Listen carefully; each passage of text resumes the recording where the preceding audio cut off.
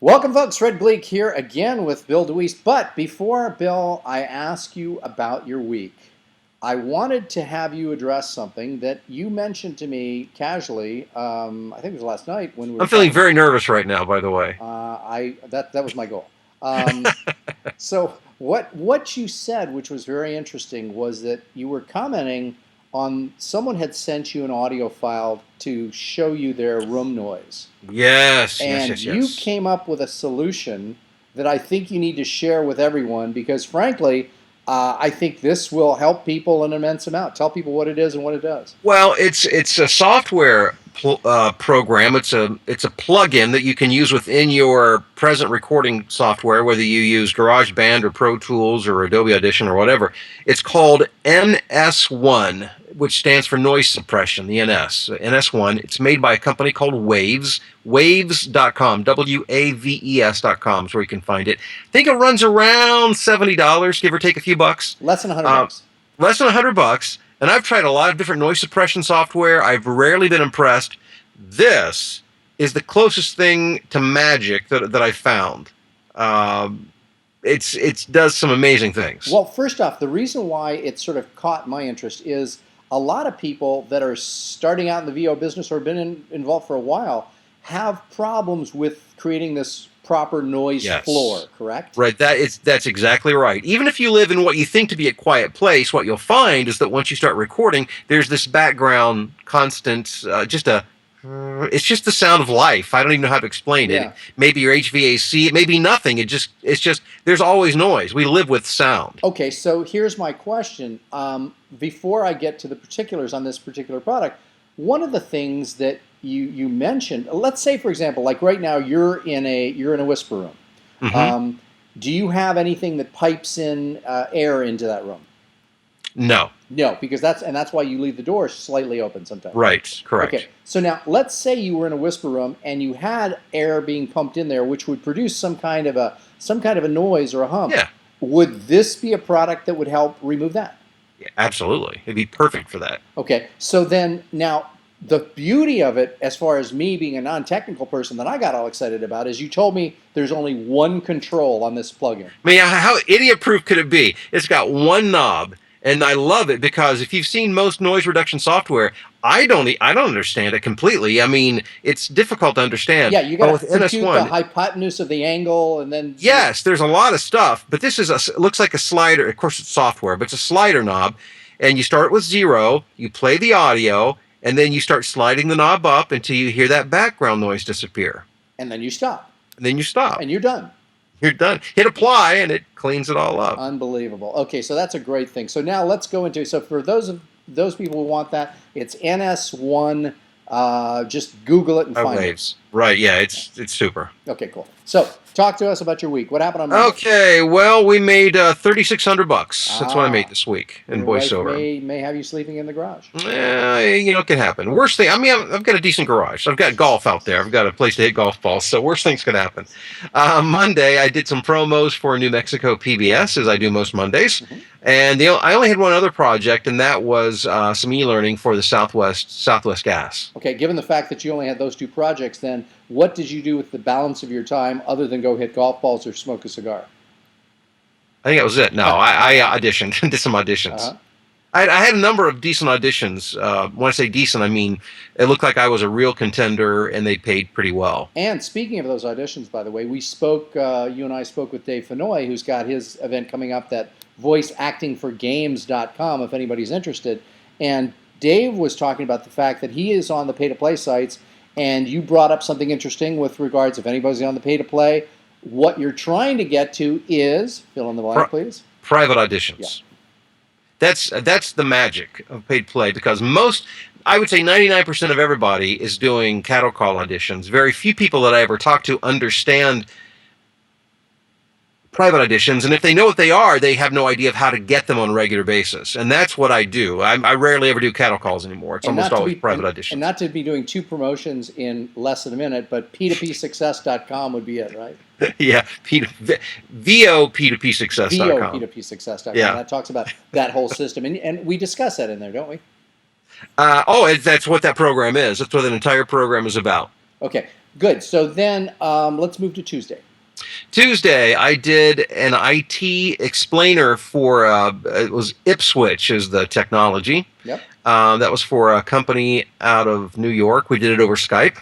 I had a really cool job. I recorded for MetLife on Yeah, Tuesday. It Snoopy. was Snoopy's their mascot. Snoopy, yeah, and it was like an hour session over Source Connect. I was patched in to the agency in Los Angeles, and so I mean it was a higher level kind of job because they're putting this on the main MetLife website. So Is my understanding. how did you charge for that? Well, they came to me. They found me Okay. on Voice 123. They heard me and they contacted me directly and they said, "This is our project. This is our budget. We'd love for you to audition for it." Okay. And I did, and they liked me, and yeah, So it took you an hour to do all that. How much did you make? 500. Got it. Yeah, and so it has a limited lifespan. It's not for broadcast. It's online. Okay. So, also I did some internal training for Lowe's on Tuesday. I did e-learning for Atlas Copco, and I did some telephone on hold messaging for DuPage Medical Group. Cool. On Wednesday, I'm trying to read my own notes. Oh, I did a commercial for a company called 123 Deliver. They deliver groceries in Mantuck, New York. Mantuck. I don't know. It's a city in New York. Okay. I also did a piece for the Dental Lifeline Network, and it's a service for low income people who can get the dental services they need, so they can go. Oftentimes, people can't get more critical medical work done, like surgeries, until they have certain dental procedures done. I wasn't even aware of that, Huh. but that can inhibit them from getting other things they need done, and so these are dentists that volunteer their time. Wow. To So help the people. dental services precede the actual surgery of whatever. Yeah, I had no idea. Right. So that was an education for me. And then so I charged them half my regular rate since it was a nonprofit kind of thing. Yeah. I did some work for Philips, the light bulb people. Yep. And then also did commercial for Northwest Ohio Honda dealers. And that was on Wednesday. And on Thursday, I didn't.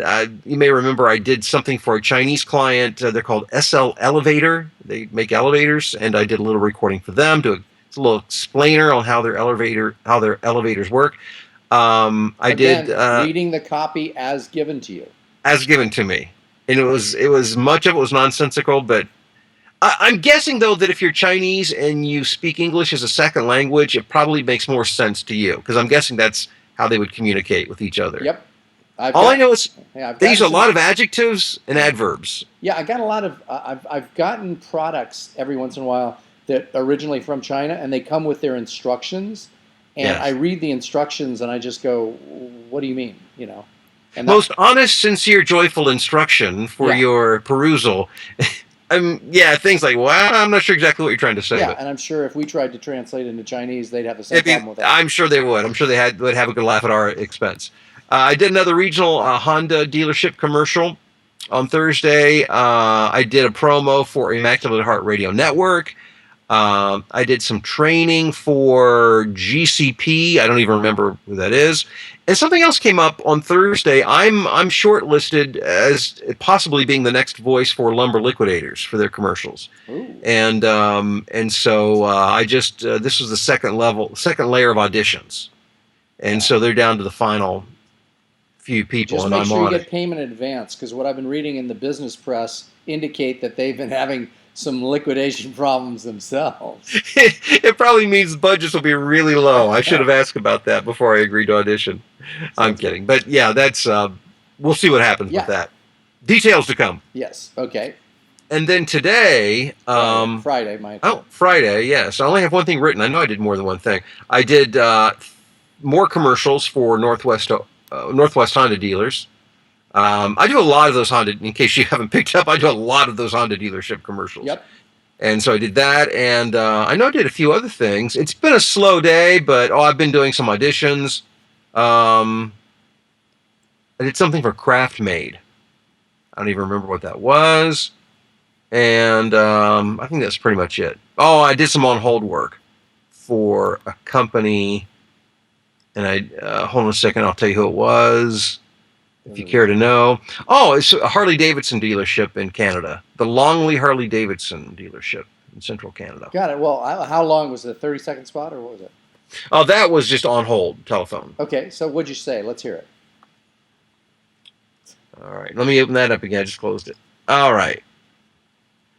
Thank you for calling Longley Harley Davidson, past winner of the Harley Davidson Central Canada Retailer of the Year Award and recipient of the Diamond Award for Excellence.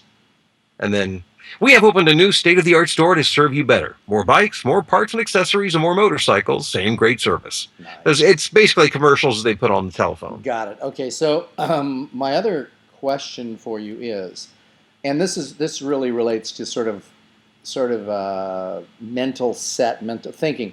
When things, again, with your new goal being over $5,000 a week, and you don't hit that, a lot of people who have similar not similar goals in terms of the numbers, but goals for their week, and they don't hit their numbers, how do you? I mean, yours is a little bit different than someone who has a goal to do 1,000 a week. But right. How do you handle that? What do you do? Yeah, but it's the same thing. It doesn't matter if your goal is $500 or $5,000 or $50,000. It's the same thing.